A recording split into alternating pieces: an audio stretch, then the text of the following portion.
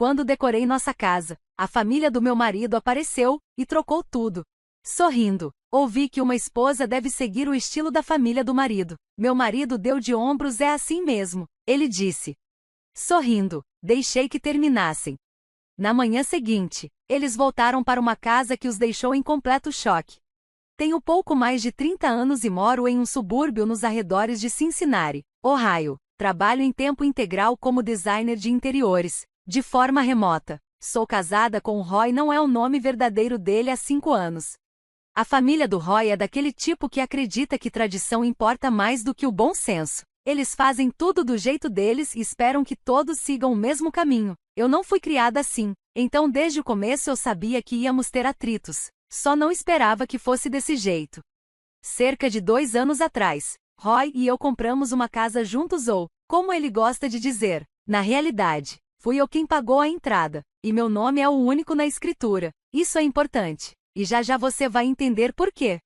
Nos mudamos para uma casa modesta, mas linda, 3 quartos, piso de madeira de verdade, quintal grande, linhas limpas. Eu vi potencial, sabia que podia transformá-la em algo especial. Roy não se importava muito com a aparência da casa. Sempre dizia, você é especialista em design, faça o que quiser, e foi exatamente o que eu fiz.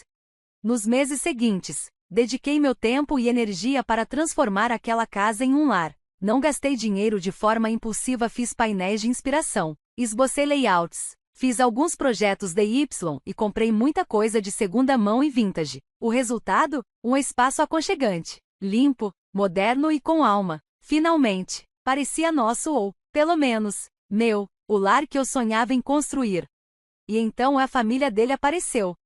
Era um domingo à tarde, em setembro. Roy me disse que a família queria vir visitar a casa. Vão ficar só algumas horinhas. Ele disse, achei ótimo. Assei muffins, preparei café, coloquei queijo e biscoitos, acendi uma vela, tudo pronto para recebê-los.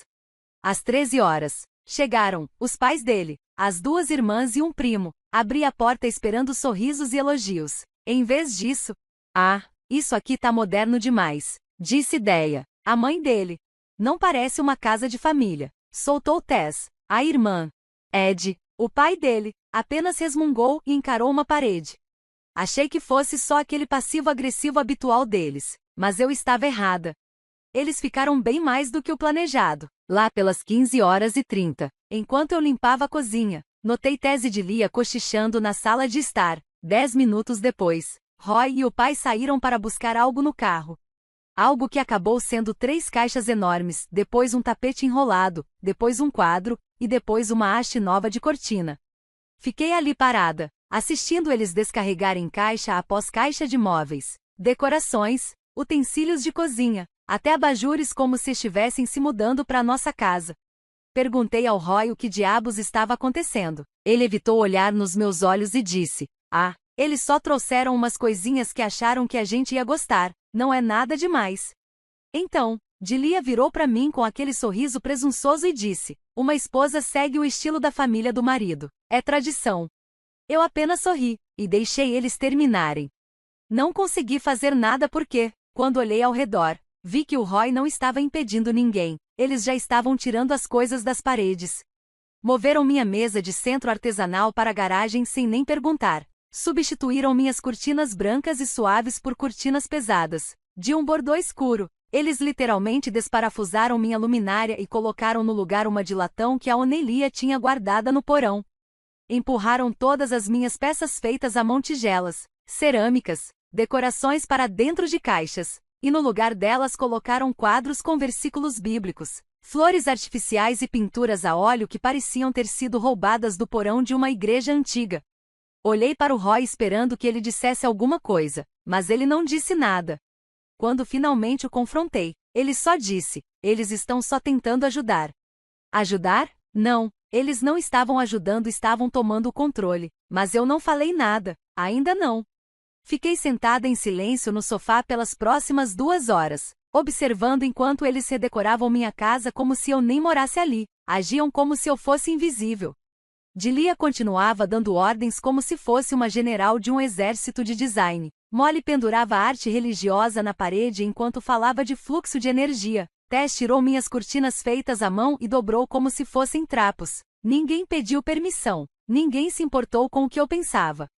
Roy? Ele só ficou ali, assistindo esportes no celular e ocasionalmente ajudando a carregar alguma coisa. Às 19 horas, minha casa estava irreconhecível. Parecia uma casa de repouso, cores pesadas, móveis descombinados. Era falsa pendurada nas molduras das portas, e 3 quadros enormes de Jesus nas paredes. Minha casa não parecia mais um lar, parecia o depósito de outra pessoa. Depois que eles foram embora, eu não gritei, não chorei, só entrei no quarto, me sentei na beirada da cama e fiquei olhando para a parede. Roy entrou e disse, não fica brava, você sabe como minha família é. Essa frase quebrou alguma coisa dentro de mim. Perguntei, você gostou do que eles fizeram? Ele deu de ombros, eu não ligo muito, são só coisas.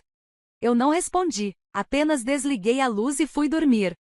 Mas eu não dormi. Fiquei acordada a noite inteira olhando pro teto, planejando. Eu sabia de uma coisa com certeza, eles iam voltar, iam continuar trazendo mais coisas, e Roy não ia fazer nada para impedir. Eu tinha 2 opções, lutar com eles agora e parecer louca e emocional, ou deixar que terminassem, para acabar com tudo de uma vez. Escolhi a segunda. Primeiro, entrei na internet e aluguei um depósito grande, numa cidade vizinha. Depois mandei mensagem pro meu amigo Theo, ele tem uma empresa de mudanças e descarte. Anos atrás, ajudei a projetar o escritório dele de graça, e ele ainda me devia esse favor. Disse que precisava que tudo da casa fosse removido rápido e em silêncio, e não era só para levar embora. Eu queria minhas coisas de volta, e o resto, doado, descartado, destruído, não me importava.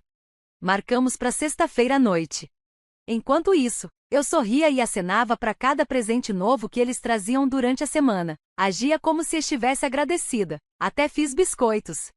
Tess trouxe um relógio de pêndulo. Eu disse, nossa, que lindo! Dilia sugeriu reformar os armários da cozinha em carvalho. Respondi, talvez no mês que vem. Eles não faziam ideia, nem suspeitavam de nada. E então a sexta-feira chegou, mais rápido do que eu esperava. E a casa já estava ainda pior. Dilia havia trocado nossos bancos modernos da cozinha por aquelas enormes cadeiras de madeira entalhada tão grandes que nem cabiam debaixo do balcão.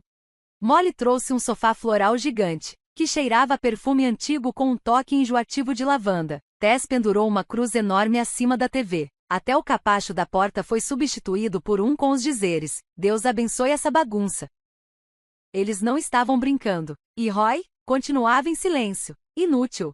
Sempre que eu mencionava o absurdo daquilo tudo, ele dizia, não exagera, não vale a pena brigar por isso. Mas valia, sim, só que não da forma que ele esperava. Às 23h30, Theo apareceu com 3 caras e 2 caminhões. Trabalharam rápido, em silêncio, com profissionalismo. Por volta de 1h45 da manhã, tudo que a família do Roy tinha trazido, tinha sumido. Eu nem queria ver. Parte foi direto para a pilha de doações do Theo, parte para o lixo. Eu não perguntei, e sinceramente, não me importei. Às 2h30 da manhã, minha casa era minha de novo. Meu sofá, minhas prateleiras, minha iluminação, minhas tigelas de cerâmica feitas à mão, a luminária de bambu que eu mesma instalei, com minhas próprias mãos. Fiquei ali, descalça, no meio da sala, olhando ao redor. Parecia que eu podia respirar de novo. Mas foi aí que as coisas começaram a desmoronar. Eles chegaram por volta das 10 horas. Roy tinha convidado a família para ajudar a terminar o resto da casa. Eu estava sentada no sofá, tomando café, vestida de preto, olhando para o relógio. Ouvi o carro estacionar. Ouvi os passos na varanda. A campainha tocou. Eu não me mexi, só esperei Roy abrir a porta e deixá-los entrar como sempre fazia. No instante em que entraram, vi Dilia congelar. Os olhos dela varriam a sala, de um lado para o outro, cada vez mais rápido. A boca da Tess se abriu. Molly sussurrou, o que diabos? E Ed, pela primeira vez, falou, onde estão as coisas? Eu não disse uma palavra. Dilia olhava ao redor, os olhos arregalados. O que? Onde está tudo que trouxemos? Tomei um gole lento de café e respondi, sumiu. Roy olhou em volta como se estivesse enxergando a casa pela primeira vez. Depois olhou para mim. Você tirou tudo? Olhei de volta, em silêncio. Dilia veio até mim, as mãos tremendo. Você não pode simplesmente jogar nossas coisas fora. Claro que posso, respondi. Calma, nada daquilo pertencia aqui. Mas eram presentes, ela protestou. Eu não pedi nada, e vocês não me deram presentes. Vocês impuseram parte da família de vocês dentro da minha casa. Essa é a casa da família. Não, não é. Me levantei, caminhei até o balcão da cozinha e peguei uma pasta. Abri e mostrei. Essa é a escritura. Essa casa está no meu nome, não no seu, não no do Roy, não da família. Vocês entraram aqui e agiram como se fossem donos, mas não são. Dilia ficou vermelha, não só de vergonha, de raiva. Seu pequeno Roy ingrato. Mas, antes que ela terminasse, Roy a interrompeu. Mãe, chega, se acalma. Aquilo me surpreendeu. Foi a primeira vez que ele se posicionou contra eles. Mas então ele se virou para mim e disse: você devia ter me contado que estava planejando isso. Eu olhei para ele. Por que eu faria isso? Respondi. Você não me ouviu nas primeiras 10 vezes? Depois disso, o clima na sala congelou. Dilia me olhou de cima a baixo como se eu fosse uma estranha. Tess cochichava com Molly como se eu não estivesse ali. Sabia que ela faria isso um dia. Ela nunca foi da família. E então Dilia lançou a bomba de verdade. Se você quer um marido, você segue a família dele. É assim que o casamento funciona. Você tem sido desrespeitosa desde o primeiro dia. Você acha que pode brincar de decoradora, mas você é só temporária. Esta casa é temporária. Você é temporária. Olhei para Roy. Ele nem piscou.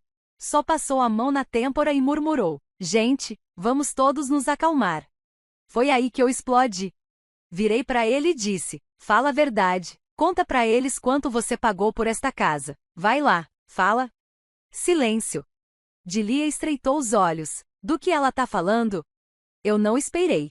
Peguei os documentos bancários e coloquei sobre a mesa. Esta casa foi comprada com meu dinheiro, com a minha herança. O nome do Roy não aparece em lugar nenhum, não na escritura, nem na hipoteca, nem no seguro, nada. Ele estava desempregado quando compramos. Não colocou nenhuma moeda de 10 centavos.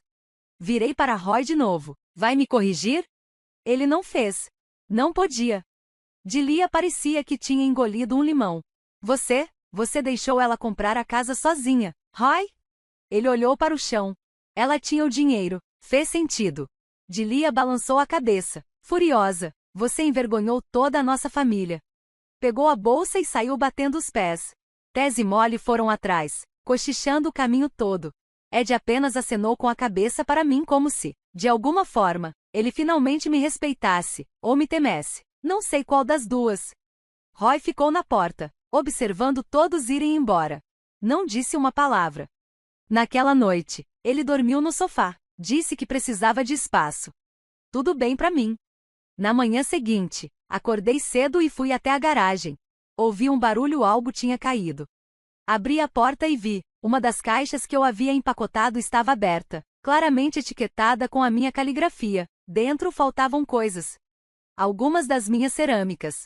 Uma gravura emoldurada. Uma luminária. Meu regador de latão favorito. Corri até o depósito. Mais 2 caixas tinham sido violadas, uma delas havia sumido completamente. Voltei correndo para dentro e perguntei a Roy se ele tinha mexido em algo. Ele arregalou os olhos. O quê? Não. Do que você tá falando? Não mente. Alguém entrou na garagem e pegou minhas coisas. A mandíbula dele travou. Eu não fiz isso. Então quem foi? Ele abaixou a cabeça. Foi aí que eu soube. Depois disso, comecei a investigar cada canto da garagem e do porão, não só atrás das coisas que faltavam, mas atrás de qualquer sinal de que alguém estivesse se esgueirando por ali. E encontrei. Atrás do aquecedor de água, escondida sob um pano velho, estava uma caixa vazia. A fita adesiva tinha sido cortada com precisão. A etiqueta escrita à mão "Sala de estar frágil" estava rasgada ao meio, como se alguém tivesse tentado arrancá-la às pressas. Dentro, nada. Sumiram com minha luminária de cerâmica feita à mão. Uma impressão emoldurada do meu mentor da faculdade. 2 castiçais de latão da minha tia falecida. E uma pequena pilha dos meus esboços originais. Fiquei ali parada, com o coração disparado. Aquelas coisas não eram apenas. Aquelas coisas eram minhas. Foi quando o pensamento me atingiu. Como eles entraram na garagem? Roy e eu éramos os únicos com chave. E eu sempre trancava a garagem à noite. Sempre. A não ser, naquela noite. Perguntei diretamente a Roy. Sua mãe ou suas irmãs voltaram aqui esta semana enquanto eu não estava? Ele hesitou. Bastou isso. Perguntei de novo, mais devagar. Elas entraram aqui enquanto eu estava fora? Fazendo compras. Na rua? Roy finalmente admitiu. Tá bom. Sim, eu dei a chave reserva para Tess. Mas foi só para ela pegar aquela forma de torta que ela trouxe. Só isso, como se fosse nada. Eu não podia acreditar no que estava ouvindo.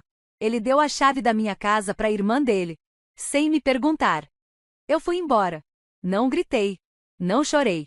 Fui direto pro cofre na lavanderia. Peguei o conjunto de chaves reserva e comecei a trocar cada fechadura. Porta da frente, porta dos fundos, garagem, até a do depósito. Roy saiu e me viu no meio do processo. Você tá trocando as fechaduras? Sério? Sim. Você tá exagerando. Não, eu tô reagindo, pela primeira vez. No dia seguinte, enquanto Roy almoçava com o primo dele, bateram na porta. Era Tess. Ela nem disse oi. Só ficou parada na soleira com uma daquelas caixas de plástico de armazenamento nos braços. Vim devolver umas coisas que se misturaram, disse, apressada. Abri a porta, peguei a caixa, não a convidei para entrar. Ela continuou parada ali, irritada. Você não vai conferir? Vou mais tarde. Nem vai dizer obrigada? Eu não disse nada. Ela bufou, virou as costas e foi embora. Levei a caixa para a cozinha e abri sobre a mesa. Ali estavam os castiçais de latão que tinham sumido. E a luminária de cerâmica. Mas algo estava errado. A luminária tinha uma lasca na base. Os castiçais tinham resíduos de cera tinham sido usados. Ela não devolveu. Ela pegou emprestado sem pedir. Provavelmente achou que eu não perceberia. Ou que eu não me importaria. Peguei a impressão emoldurada. Foi quando percebi, o vidro tinha sido substituído. Virei a moldura. O canto da impressão estava dobrado e rasgado, como se alguém tivesse tentado puxá-lo à força e o danificado no processo. Eles não só pegaram minhas coisas, eles mexeram nelas. Sentei à mesa, olhando para aquela luminária quebrada. E comecei a tremer. Aquilo não era mais sobre decoração. Era pessoal agora. Naquela noite, decidi fazer o que devia ter feito desde o começo. Fui até o nosso computador compartilhado. O e-mail do Roy ainda estava conectado. Eu não estava caçando problemas. Mas algo apareceu na pasta de rascunhos dele. Um e-mail inacabado para Tess. Mamãe disse que ainda tem aquele armário da casa da vovó. Se vocês quiserem trocar na próxima semana, façam antes que ela volte da yoga. Ela não vai perceber se for feito rápido. Ela não vai notar. Eles estavam fazendo planos pelas minhas costas. Mesmo depois da briga. Mesmo depois de eu colocar tudo no lugar de novo. Mesmo depois dos avisos.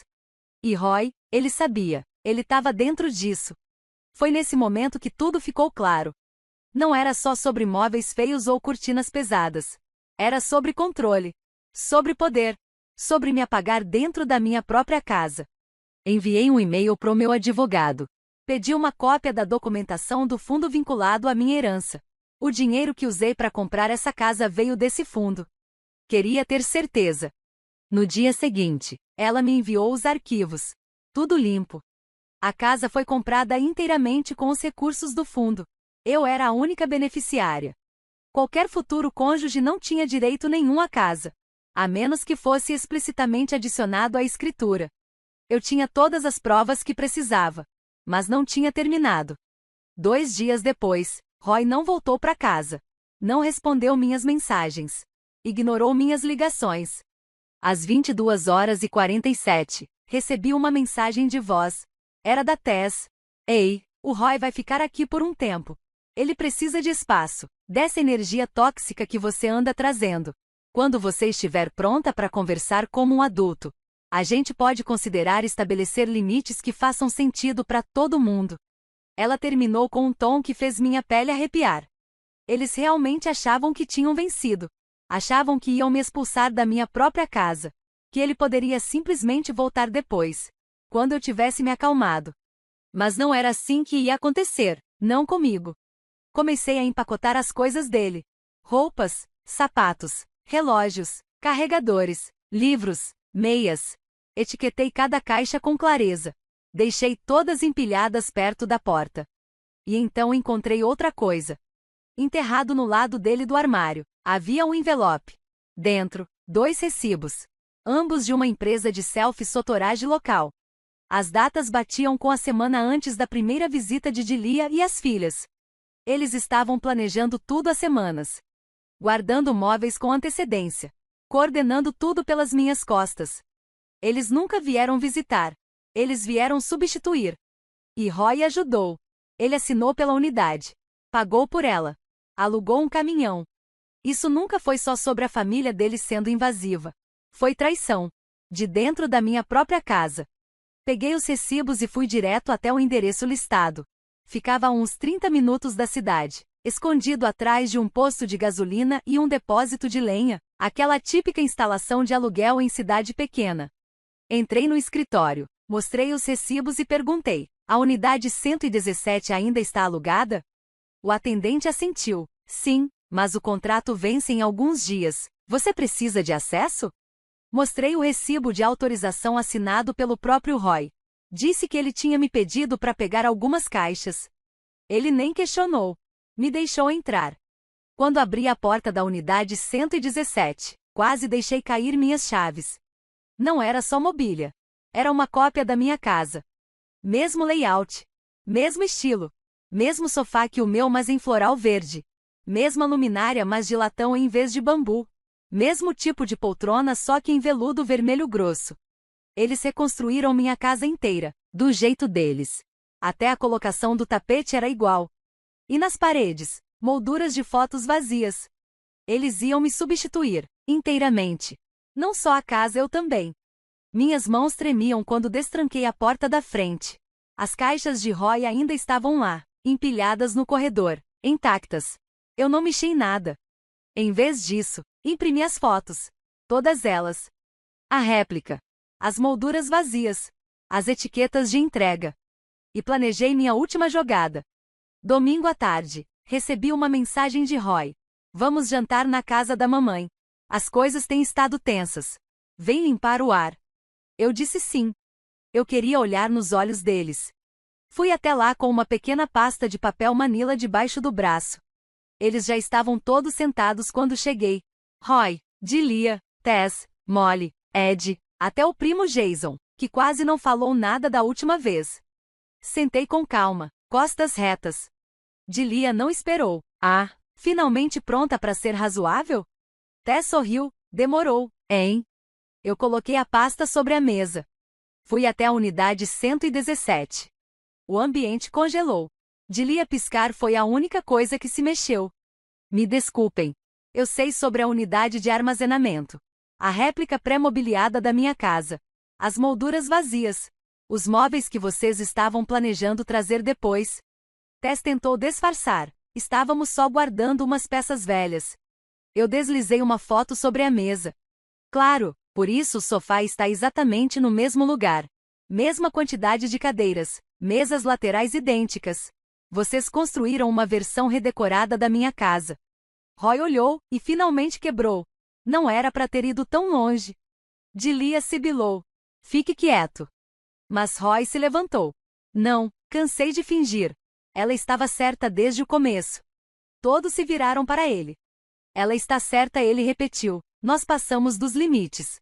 Você passou. Eu devia ter dito algo meses atrás. Mas fiquei com medo de decepcionar a família. Então me calei. E deixei vocês a intimidarem. Ele me olhou. E eu te decepcionei. Muito. Tess se levantou, a voz mais alta. Ah, agora você defende ela? Depois de tudo? Você devia ser um de nós. Molly entrou no coro. Ela tá fazendo cena. Mas eu não levantei a voz. Eu não estou fazendo cena. Estou defendendo minha casa. Fui quieta, paciente, educada. Enquanto vocês passaram por cima de mim. Eu deixei vocês terminarem a performance de vocês. Agora é minha vez. E acabou.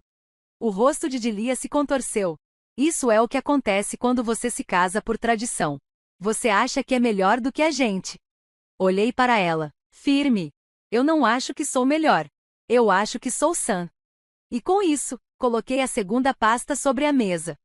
Lá dentro, um aviso impresso. O nome de Roy oficialmente removido de todas as contas conjuntas. A casa recertificada sob as proteções do fundo fiduciário. Fechaduras trocadas. Acesso revogado e registrado. E uma notificação formal do meu advogado. Roy tinha 48 horas para recolher seus pertences. Depois disso, tudo seria considerado abandonado. Me levantei, firme, silenciosa. Você e sua família tentaram me apagar. Falharam. Saí da mesa de jantar. Não me despedi. Dirigi para casa em silêncio. 2 horas depois, Roy mandou mensagem. Eu não sei mais o que estou fazendo. Eu só queria paz. Respondi. Você não tem paz se não a protege. Ele apareceu naquela noite. Não para discutir. Só para fazer as malas. Chorou enquanto dobrava camisas na mochila. Eu não o impedi. Não o abracei. Ele tentou pedir desculpas. Balancei a cabeça. Ok. Dilia nunca mais entrou em contato.